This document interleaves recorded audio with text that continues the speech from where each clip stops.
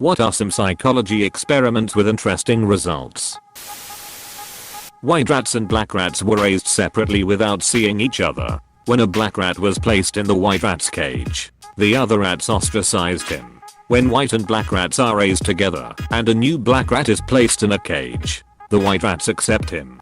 So basically rats are racist, unless raised to accept differences. I wonder about this one. Rats don't like any other rats that are not from their group. If you keep rats as pets, it's a whole big thing to introduce new rats into your old group. I imagine the results would have been similar, no matter how they looked. Also, red-eyed rats have pretty shitty eyesight. I agree. Sounds like bullshit.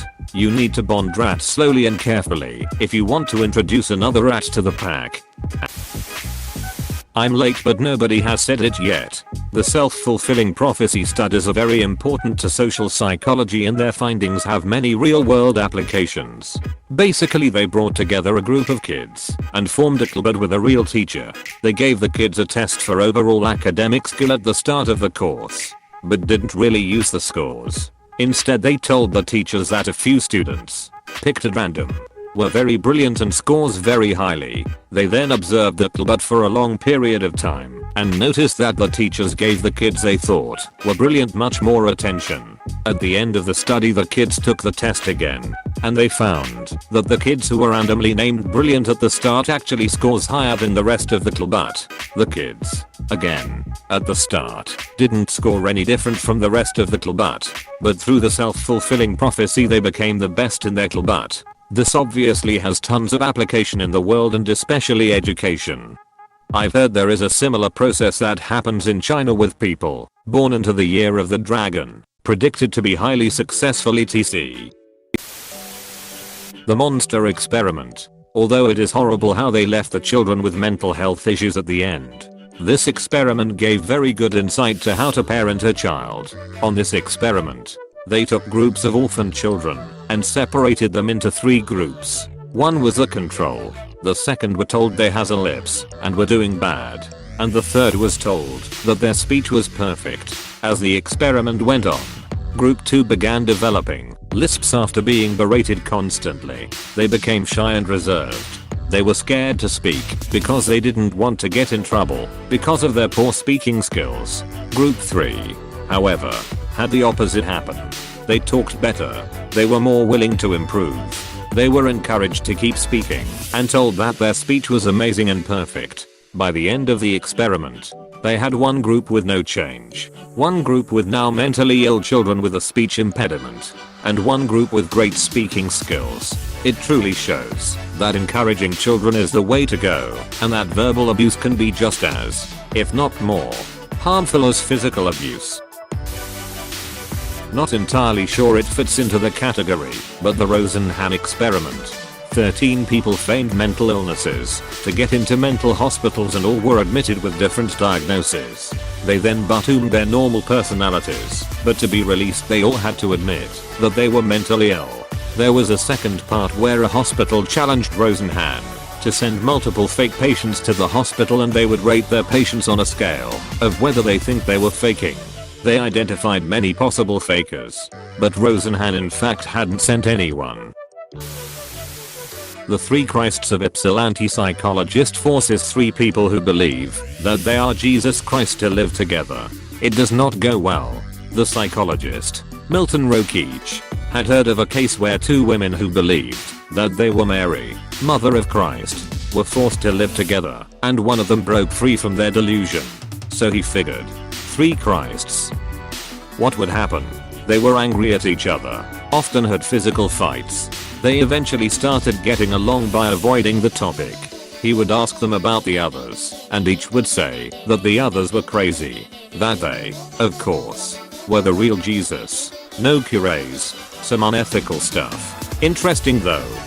I was hoping to find this. The case study was in 1964, and they were all diagnosed with paranoid schizophrenia. They were all patients at Ipsilanti State Hospital, and while they didn't live together, they were in group therapy sessions. You can find the book on Amazon and there was a movie adaptation as well. I'm a huge fan of Milgram's small world experiment. It is more sociology than psychology, but I still think it is really cool. Milgram sends out 160 letters containing the name and address of a stockbroker in Boston to people in Omaha, Nebraska. They had to send it to someone they thought would get the letter closer, but they couldn't mail it directly to the stockbroker. Interestingly, most people that sent on the letter sent it onto the same group of people on the 5th degree. It only took 6 people, hence the 6 degrees of separation, to arrive. On average, it shows how interconnected our world is, even before the internet, which is happy to think about. Wow. How awesome that Milgram is famous for more than one experiment. And speaking of the internet, this is actually how packets on the internet are sent, TCP/IP. When you look up a website, the protocol doesn't know exactly how to get there. It just asks nearby computers to get you closer until you reach the website. Amazing how fast websites load considering this imperfect medium. I loved learning about infant development. My favorite was probably the development of depth perception, or perhaps the fear of heights. We are not born with it, but if I recall correctly, we develop it within the first year or so. Scientists created a raised square platform. Half of the floor was wood and the other gel, but the actual surface of the floor, 1 meter or so below, was white with red polka dots. At varying intervals of age, the babies would be brought in and placed on the wood end and encouraged to crawl to their moms, who were standing at the butt end of the platform. In early infancy, baby crawls over there without giving a shot. At some point though, they stop at the point where the wood meets the butt, or plexi butt maybe, showing that they recognize the difference in height and the fear of falling. Babies' brains are pretty ducking cool. The most fascinating part about these experiments was, for me, this fear of heights depends on the way infants move and has to be relearned once they switch from crawling to walking. More precisely, very young infants crawl over the edge, then learn to avoid it. Later, when they learned how to walk, they again walk over the edge, seemingly forgetting their fear of heights. Finally, they relearn it and avoid the edge while walking, too. Reconsolidation. When you retrieve memory from your long-term memory, it is susceptible to being manipulated. This can lead to memories being totally changed from the source. This is why eyewitness accounts cannot be fully seen as true. This knowledge is also being used to help people with PTSD by changing the negative memories they have of their particular trauma. It's not that psychopaths lack empathy, but rather, they have the manual settings. A specific region of the brain lights up when people experience empathy. For most people it's an automatic, subconscious response. But in a study where they showed emotional videos to psychopaths and none, while scanning their brains, psychopaths would only light that region of the brain when specifically asked to feel for the character, while the controlled participants would light up automatically. So, would it be possible to be some kind of benevolent psychopath? One who always or mostly chooses to empathize? I actually know someone like this. He can entirely control his empathy. He works in a children's burn unit and sees awful shit every day that would devastate a normal person. He explained his empathy was on a manual setting and that he does feel for his partner and a few friends, and he can act empathetic when needed. However, he could handle the brutal death of a child and whistle on his way out the door when he went home.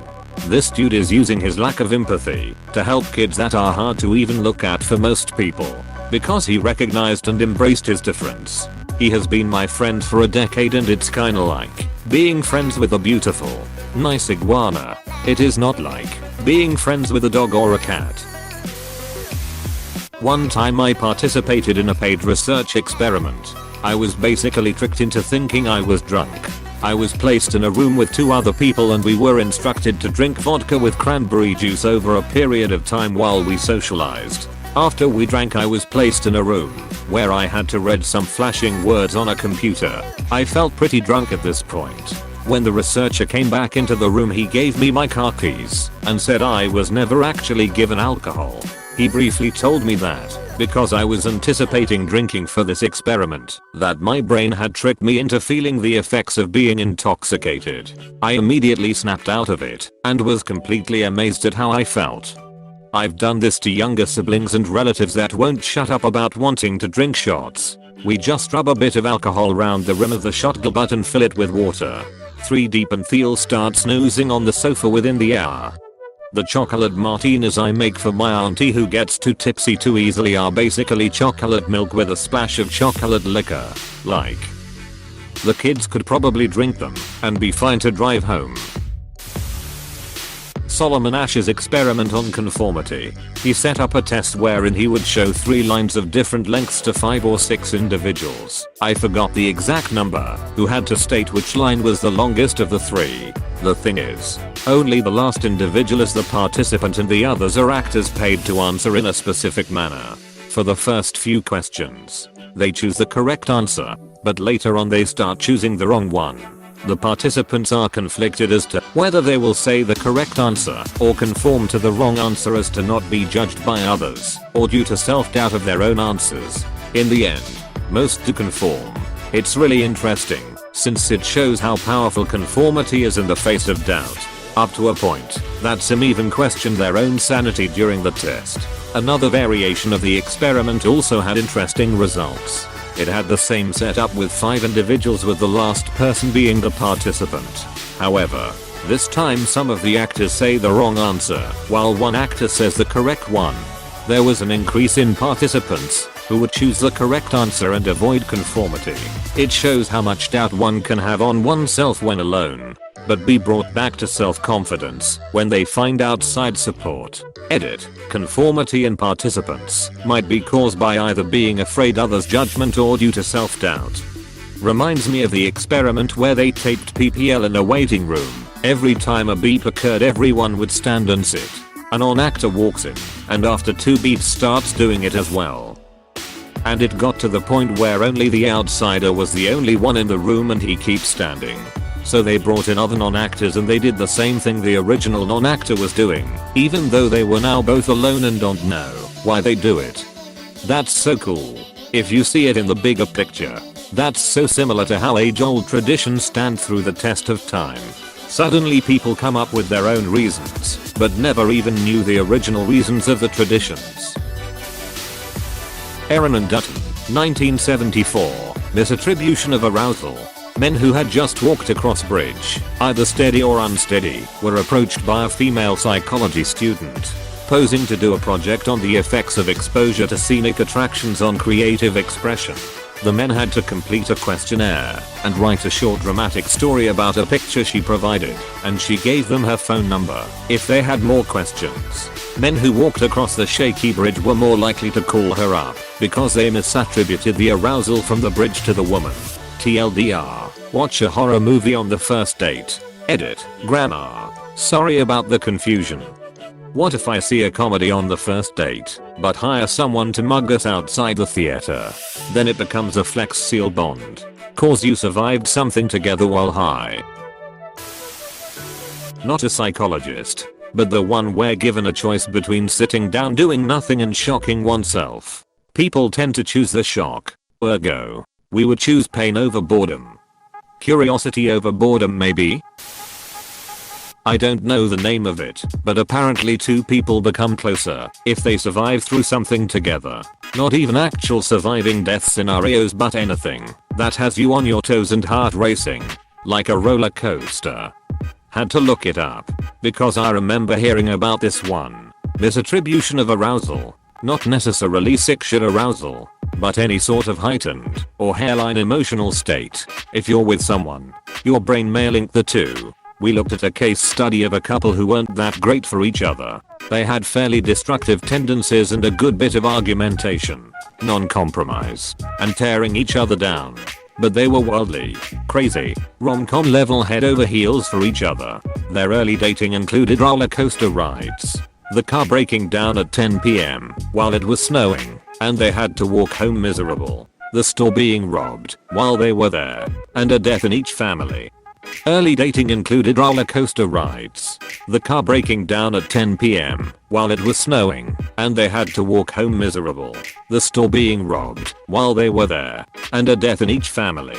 Don't go giving people ideas. If you train a rat to press a lever for cocaine, and then put it in a box with only that lever. It will press that lever as much as you'll allow it. The rat will stop eating and drinking and just do cocaine. If you train a rat to press a lever for cocaine and then put it in an enriched environment, egg, other rats to play with, toys, place to explore, where it could still press the lever for cocaine. It may press the lever occasionally but not as frequently as its counterpart in the dull environment. These findings were a big deal in the behaviorism world because they put a lot of previous results into context and help explain the link between poverty and drug use. Edit. Wow. I didn't expect this to blow up like this. I'm unmobile and don't have access to a computer right now, so linking sources will be difficult. But a Google search of rat park will pull up plenty of sources. I was wrong about the rats being conditioned using cocaine. It was morphine, but the idea is still the same. Many people have pointed out errors with these experiments, and there are plenty. But that's the beauty of science. It allows for the development of testable hypotheses which can change given the current state of evidence. Also, thank you for the silver kind stranger. Edit 2. This experiment does not prove that bad environments facilitate drug use, or that good environments protect against it. Addiction is immensely complex and this is just a small piece of it. Dunning-Kruger effect is one of my favorites.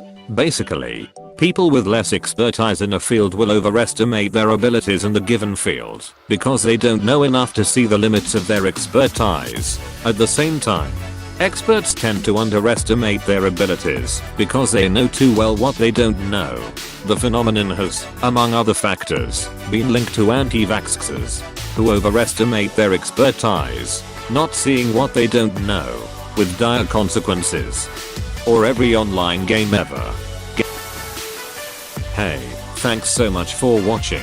If you want more videos, don't forget to like and subscribe. You are helping me a lot. Thanks again.